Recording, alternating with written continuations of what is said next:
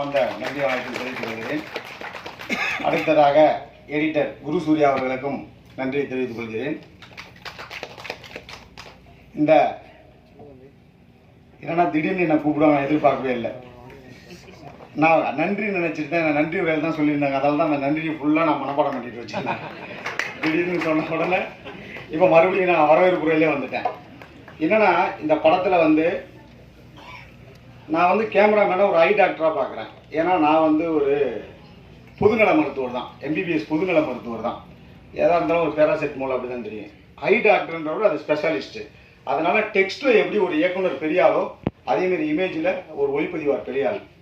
அதுபோல் music director என்னுடைய படத்துக்கு அவர் தான் வந்து உருவம் கொடுத்தார். இது ஒரு கோமா ஸ்டேஜில் இருந்த ஒரு கதைக்கு உருவம் கொடுத்தவர் அவர் தான். அதனால் அந்த இசையமைப்பாளர். அதுக்கப்புறம் வந்து எம்எஸ் மாஸ்டர் ஆஃப் டாக்டர் தேவையில்லாதெல்லாம் கட் பண்ணுவார் எடிட்டர். இந்த மாதிரி இந்த 3 டாக்டரோட ஒத்துழைப்பில் தான் இந்த பொதுநல மருத்துவர் உருவாயிருக்கேன். அதுக்கப்புறம் பார்த்தீங்கன்னா இந்த கதையுடைய கதாநாயகன் தமன்குமார் அவர்கள் எனக்கு கூடவே இருந்து படம்ன்றதால ஃபுல் சப்போர்ட் பண்ணுவார். டைரக்டரை இந்த படம் இந்த கதை அதுக்கு தேவையானது எல்லாத்தையும் அதுவே எடுத்துக்கும், நீ எதுவும் கவலைப்படாது, அந்த அளவுக்கு எனக்கு வந்து ஊக்கம் கொடுத்தார். இதுதான் உண்மை. இந்த கதைக்கு தேவையானது அதுவே எடுத்துக்கிச்சு. அடுத்ததாக கதாநாயகி சுவேதா டேரத்தி நல்லா இந்த படத்தில் நாங்கள் சொல்கிற மாதிரி நடித்தாங்க. அதுக்கப்புறம் வந்து இந்த படத்துடைய காமெடி நாயகன் பிளாக் பாண்டி அவர்கள். எனக்கு காமெடி இந்த படத்தில் எவ்வளோன்றதை நீங்கள் திரையில் பார்த்து சொல்லுவீங்க. அந்த அளவுக்கு எனக்கு ஒத்துழைப்பு கொடுத்தாரு.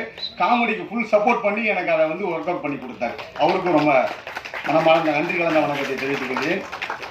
அடுத்ததாக எங்கள் படத்தை பார்த்த உடனே ஒரு புது ட்ரெண்டாக நீ சொல்கிற தம்பி, ஏதோ ஒன்று சொல்கிற, அதாவது ஒரு ஆவி விரட்டுறதுக்கு பலவிதமான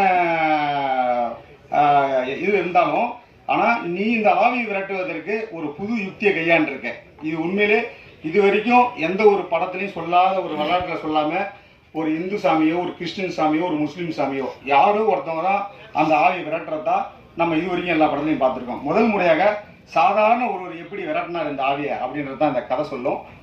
அந்த கதையை பார்த்த உடனே நீ ஒரு புது வித்தியாசமாக ஒன்று சொன்னேன்னு சொல்லிட்டு இந்த படத்தை எங்களுக்கு திரைக்கு வெளியிட வந்த அஜய் ஃபேக்டரி உரிமையாளர்களுக்கு நான் நன்றி தெரிவித்துக் கொள்கிறேன். அடுத்ததாக எங்களை பாடலை பார்த்த உடனே சார் அப்போ சொன்னார் பாருங்க, நம்ம பிளாக் பண்ணி சார் இன்ஸ்டாகிராமில் வந்து இன்பம் தரேங்க அப்படின்னு பார்த்த உடனே அந்த ட்ராக் மியூசிக் அப்படியே வாங்கிட்டாங்க.